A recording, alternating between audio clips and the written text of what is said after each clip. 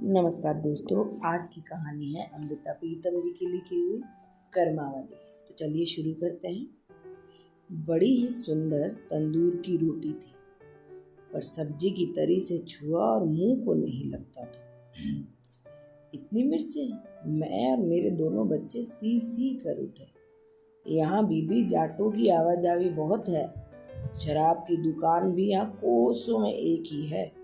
जाट जब घूंट पी लेते हैं फिर अच्छी मसालेदार सब्जी मांगते हैं।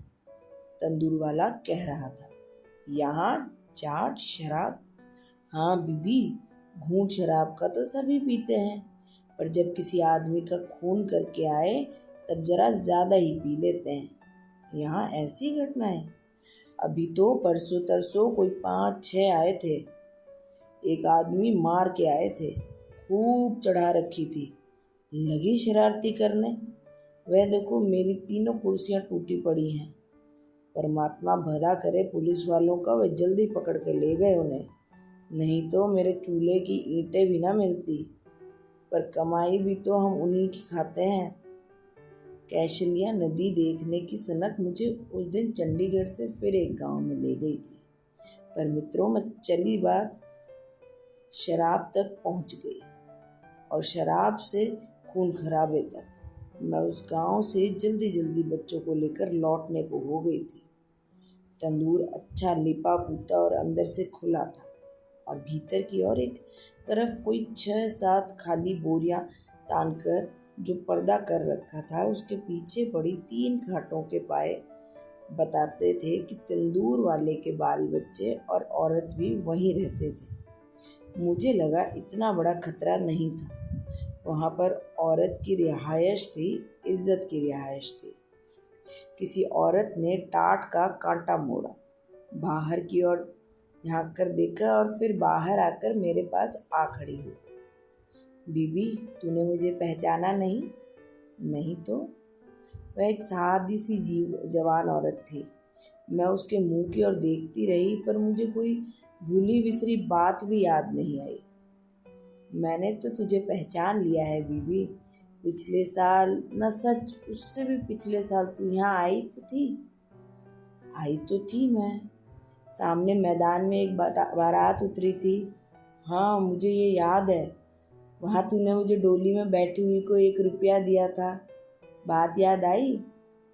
2 साल पहले मैं चंडीगढ़ गई थी। वहाँ पर नया रेडियो स्टेशन खुलना था, और पहले दिन के समागम के लिए मेरे दिल्ली के दफ्तर ने मुझे वहाँ एक कविता पढ़ने के लिए भेजा था। मोहन सिंह और एक कवि जलंधर स्टेशन की तरफ से आए थे। समागम जल्दी ही खत्म हो गया था, और हम 3-4 लेकर कैशलिया नदी को देखने के लिए चंडीगढ़ से इस गांव में आए थे। नदी कोई 1.5 मील ढलान पर थी, और वापसी चढ़ाई चढ़ते हुए हम सब चाय के लिए एक एक गर्म प्यालों को तरस गए थे। सबसे साफ और खुली दुकान यही लगी थी। यहीं से चाय का एक एक गर्म प्याला पिया था। वह दिन इस दुकान पर रहे मांस और तंदूरी रोटियों के साथ साथ मिठाई भी काफी थी। तंदूर वाला कह रहा था, आज यहाँ से मेरी भांजी की डोली गुजरेगी। मेरा भी तो कुछ करना बनता है ना। और फिर सामने मैदान में डोली उतरी। डोली किसी पिछले गांव से आई थी, उसे आगे जाना था। रास्ते में मामा ने स्वागत किया था। विवाह भी अजीब चीज है, आते वक्त कैसे रंग बांधता है, और जाते समय।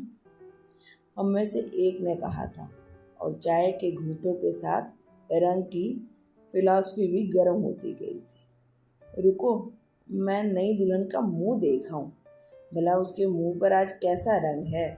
मुझे याद है मैंने कहा था, और आगे से मेरी साथियों ने जवाब दिया था, हमें तो कोई डोली के पास नहीं जाने देगा, तुम ही देखो, पर खाली हाथ ना देखना। मैं एक मुस्कुराहट लिए डोली के पास चली गई थी। डोली का पर्दा एक तरफ से उठा हुआ था। मैंने पास में बैठी नाइन से पूछा था, मैं दुल्हन का मुंह देख लूं? बीबी जी सदके, देख, हमारी लड़की तो हाथ लगाए मैली होती है, और सचमुच लड़की के श्रृंगार बुरी नथ में जो मुस्कुराहट का मोती चमक रहा था, उसका रंग झलना कोई आसान नहीं था। मैंने 1 रुपया उसकी हथेली पर रखा और जब लौटी तो मेरे साथी कह रहे थे, क्षण भर पहले जब तुमने कविता पढ़ी थी कॉलेज की, कितनी लड़कियों ने रुपए रुपए के नोट पर तुम्हारे हस्ताक्षर करवाए थे। उस बेचारी को क्या मालूम होगा कि वह रुपया उसे किसने दिया था। कहीं जानती होती हस्ताक्षर भी करवा लेती। 2 साल पहले की बात थी। मुझे पूरी की पूरी याद आ गई। तू वो डोली वाली लड़की है? हाँ बीबी। जाने किस घटना ने उसे 2 वर्षों में लड़की से औरत बना दिया था। घटना के चिन्ह उसके मुंह पर दृष्टिगोचर होते थे, पर फिर भी मुझे सूझता नहीं था कि मैं उससे कैसे पूछूं।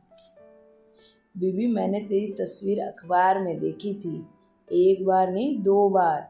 यहाँ भी कितने ही लोग आते हैं जिनके पास अखबार होता है, कोई तो रोटी खाते खाते यहीं पर छोड़ जाते हैं। सच? और फिर तूने पहचान ली थी? मैंने उसी वक्त पहचान ली थी बीबी। पर बीबी, तेरी तस्वीर क्यों छापते हैं? मुझसे जल्दी कोई जवाब न बन पड़ा। ऐसा सवाल पहले कभी किसी ने किया ही नहीं था। कुछ लजाते हुए मैंने कहा, मैं कविताएं कहानियाँ लिखती हूँ। कहानियाँ? बीबी, क्या वे कहानियाँ सच्ची होती हैं या झूठी? कहानियाँ तो सच्ची होती हैं, वैसे नाम झूठे होते हैं ताकि पहचानी ना जाए। तू मेरी कहानी भी लिख सकती है बीबी। अगर तू कहे तो मैं ज़रूर लिखूंगी। मेरा नाम कर्मा वाले है, सौभाग्यशालिनी जिसे कि कहते हैं। मेरा तो चाहे नाम भी झूठा ना लिखना, मैं कोई झूठ थोड़ी बोलूँगी, मैं तो सच कहती हूँ। पर मेरी कोई सुने भी तो कोई सुनता ही नहीं। वह मेरा हाथ पकड़ के मुझे टाट के पीछे पड़ी खाट पर ले गई। जब मेरी शादी होनी थी ना, मेरे ससुराल से 2 जनी मेरे नाप लेने आई। उनमें से एक लड़की मेरी उम्र की थी, बिल्कुल मेरी जितनी। वह किसी दूर के रिश्ते से मेरी ननद लगती थी। मेरी सलवार कमीज नाप कर कहने लगी, बिल्कुल मेरी ही नाप है भाभी, तू चिंता ना कर, जो कपड़े सियूंगी तुझे बिल्कुल पूरे आएंगे। और सचमुच वरी के जितने भी कपड़े थे मुझे खूब अच्छे से पूरे आए थे। वही ननद मेरे पास कितने महीने रही और बाद में भी मेरे कपड़े वही सीती रही। मेरा चाव भी बहुत करती थी। मुझे कहा करती थी, भाभी चाहे मैं 2 महीने के बाद आऊँ, चाहे 6 महीने के बाद, पर तू किसी और से कपड़ा मत सिलाना। मुझे भी वो अच्छी लगती थी। सिर्फ उसकी एक बात मुझे बुरी लगती थी। मेरा जो भी कपड़ा सीती थी पहले स्वयं पहन कर देखती थी। कहती थी, तेरा मेरा नाप एक है, देख मुझे कैसे पूरा आया है, तुझे भी पूरा आएगा। और सारे कपड़े पहनते समय मेरे मन में आता था, कपड़े भले ही नए हों पर हैं तो उसके उतारे हुए ही ना। रस्सी के साथ टंगे हुए टाट का पर्दा था, पान की ढीली सी खाट थी, खेस भी खस्ता था, लड़की भी अल्हड़ और अपड़ थी। पर यह ख्याल इतना नाजुक था, इतना मुलायम, मैं चौंक उठी। पर बीबी, मैंने अपने मन की बात कभी नहीं कही, कहने बेचारी का मन छोटा हो जाए। फिर मुझे कोई 1.5 बरस बाद पता चला, किसी ने बता दिया, उसकी और मेरे घरे वाले की लगी हुई थी। यह उसका दादा पोता के रिश्ते से भाई लगता था, पर एक उसके सगे भाई, और यह बात बहुत बुरी लगती थी। वह तो एक बार अपनी बहन की गर्दन उतार देने लगा था। किसी ने मुझे ये भी बताया था कि थोड़े समय जब वह बाग गोदने लगी थी तो उसे फिट आ गया था। आंसुओं से भीगी कर्मा वाली ने मेरा हाथ पकड़ लिया। बीबी, तू मेरे मन की बात समझ ले, मुझसे उतार नहीं पहना जाता।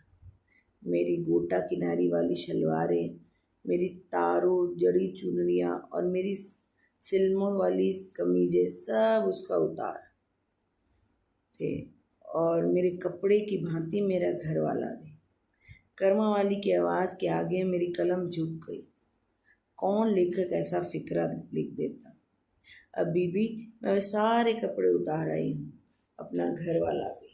यहाँ मामा मामी के पास आ गई हूँ, इनका घर लीपती हूँ, मेज़ धोती हूँ, और मैंने एक मशीन भी छेड़ी है।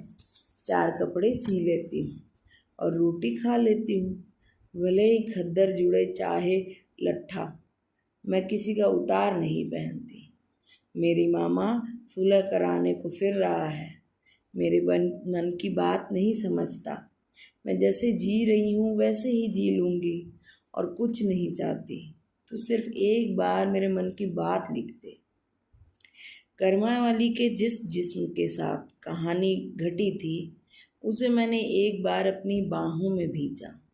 कितनी मजबूत देह थी, कितना मजबूत मन। यह चौगिरदा, यहाँ मैं पल भर अपने मिर्चों से शराब और शराब से खून खराबे तक पहुँचती बात से घबरा गई थी। वहाँ पर कर्मा वाली कितनी दिलेरी से जी रही थी। बाहर सड़क पर शिमले से आती मोटरें गुजर रही थी और जिनकी सवारियाँ रेशमी कपड़ों में लिपटी हुई कई बार पल भर के लिए इस दुकान पर चाय के प्याले के लिए रुक जाती थी, यहाँ सिगरेट की डब्बी के लिए या गर्म तंदूरी रोटी के लिए। वे जिनके पहन रखे रेशमी कपड़े जाने किस किस की उतार थे, और कर्मा वाली उनकी मेज पहुँचती थी, कुर्सियाँ झाड़ती थी।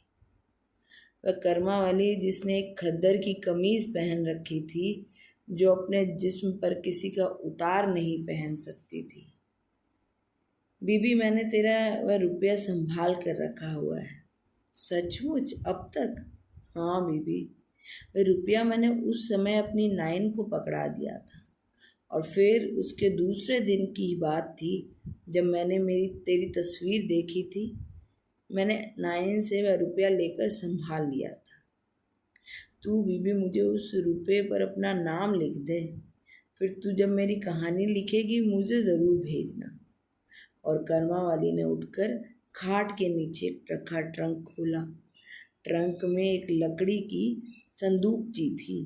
उसने रुपए का तय किया हुआ नोट निकाला। मैं अपना नाम लिख देती हूँ कर्मा वाली, मैंने जाने कितनी लड़कियों के नोटों पर अपना नाम लिखा होगा, पर आज मेरा दिल चाहता है तू मेरे नोट पर अपना नाम लिख दे। कहानी लिखने वाला बड़ा नहीं होता, बड़ा वह है जिसने अपने जिस्म पर वो कहानी झेली है। मुझे अच्छी तरह से लिखना नहीं आता बीबी। कर्मा वाली लजा सी गई और फिर बोली, मेरा नाम कहानी में ज़रूर लिखना। हाँ, मैं वही नाम तेरे हाथ लिखा हुआ तेरा नाम अपनी कहानी का नाम रखूँगी। मैंने पर्स से नोट भी निकाल लिया और कलम भी। कर्मा वाली, आज तेरी कहानी लिख रही हूँ। वही रुपए के नोट पर लिखा हुआ तेरा नाम आज इस कहानी के माथे पर पवित्र टीके की भांति लगा हुआ है। ये कहानी तेरा कुछ नहीं संवारेगी, पर ये भरोसा रखना वे दिन भी इस तेरे टीके को प्रणाम करते हैं जिनके खून का रंग इस टीके के रंग से मिलता है। वे माथे भी एक लज्जा से इसके आगे झुकते हैं जिन्होंने अपने गलों में जाने किस किस के उतार पहन रखे हैं। बहुत खूबसूरत कहानी थी। ऐसे ही और कहानियाँ सुनने के लिए लाइक, शेयर और सब्सक्राइब कीजिए।